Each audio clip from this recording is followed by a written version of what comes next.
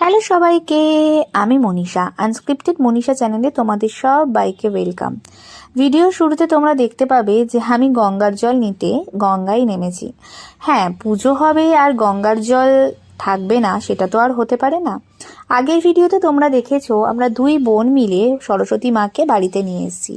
এবছর আমরা ডিসাইড করেছি যে আমরা দুই বোন মিলে পুরো পুজোর কাজ একসাথেই করব।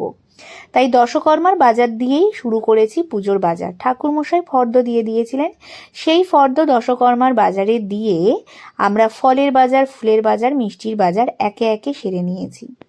আমার দিদির খুব একটা দশকর্মা বাজারের আইডিয়া না থাকলেও আগ্রহ কিন্তু যথেষ্ট রয়েছে। তবে দাম দর কিন্তু ও একদমই করতে পারে না। ভাগ্যিস আমি সাথে ছিলাম, না হলে একদমই ঠকে যেত। এরপরে আমরা সবাই মিলে, মানে আমি আর দিদি মিলে, ফুলের যা যা লাগবে, মিষ্টির যা যা লাগবে সমস্ত কিছু করে নিয়েছি।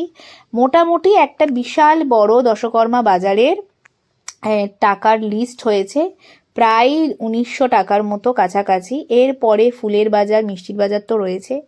রাস্তায় আস্তে আস্তে দেখলাম সরস্বতী মাকে ভ্যানে করে অনেকেই বাড়ি নিয়ে যাচ্ছে। তোমরা তোমাদের সরস্বতী পুজোয় কি কখনো নিজে নিজে বাজার করেছো? করে থাকলে আমাকে জানিও। আমরা বেশ অনেকটা রাতে বাড়ি ফিরেছি।